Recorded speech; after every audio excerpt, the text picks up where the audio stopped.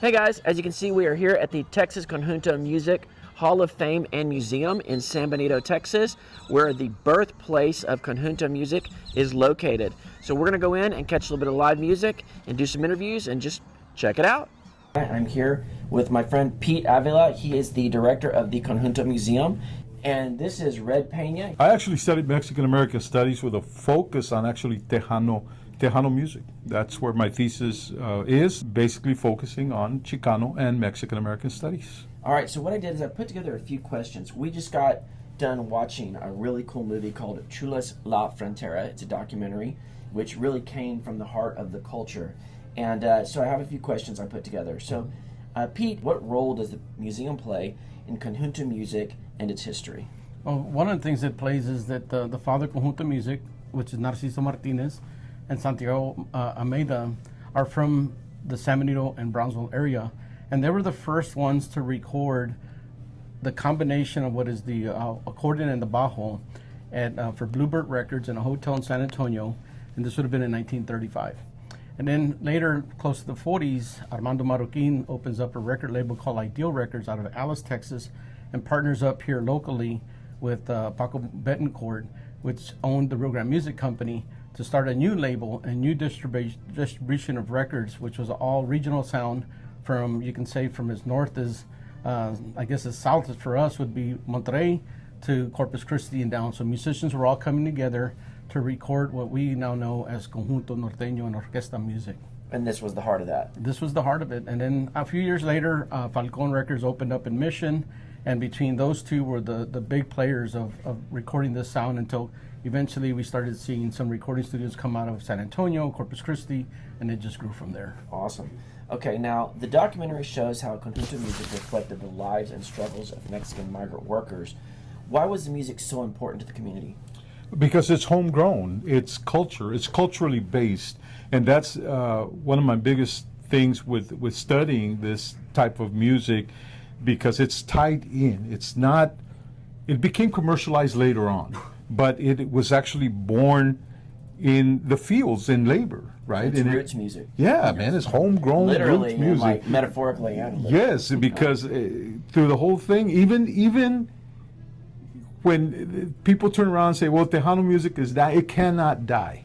Tejano music cannot die because it's ingrained in our blood, in our soul, in our psyche. It's there, and that's what this video focuses on, that part. And that's what's so interesting about Chulas Fronteras, about this documentary. It's like I said earlier, it's not narrated. It lets our people narrate our own truth. It's up to the interpretation. Like even me, who Bingo. didn't live that experience, no one was telling me what to feel, and I didn't notice that, but I could feel it. And then when you pointed it out, I saw that. So that was really, really cool. Chulas Frontera also touches on the fight for dignity and equality for farm workers, including leaders like Cesar Chavez. Why is it important to include the history alongside the music?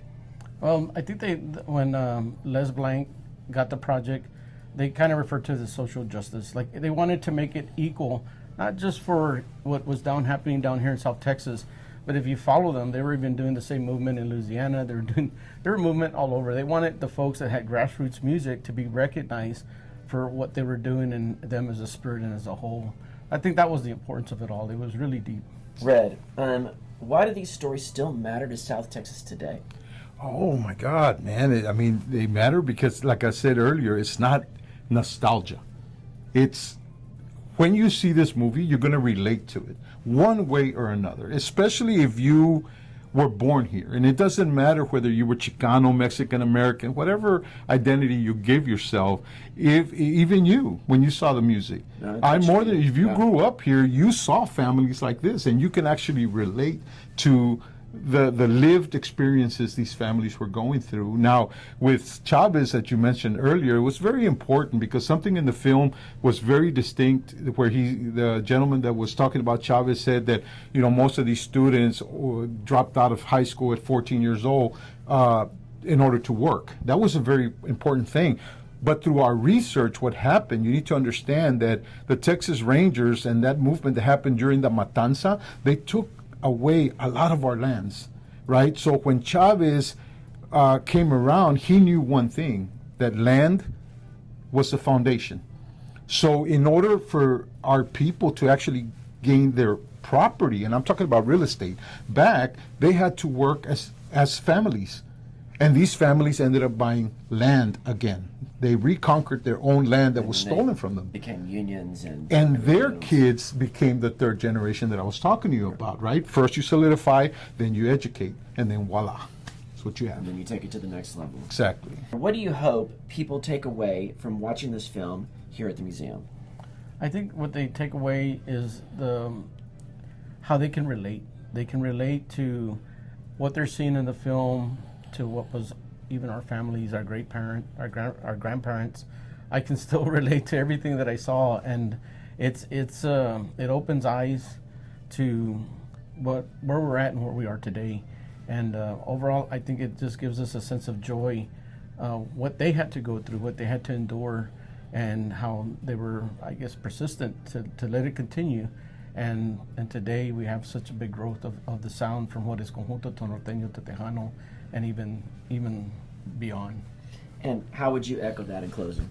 Cultural dignity and cultural resilience. That's Yeah. it. For a very verbose gentleman, that was quite a succinct answer. Very simple. Let me tell you, this guy can go off, and I love it. Thank you so much. Guys, please, the next time this film shows, come out here and check it out. If you're ever just free on a weekend, looking for something to do, come over here and check it out. It'll blow your mind.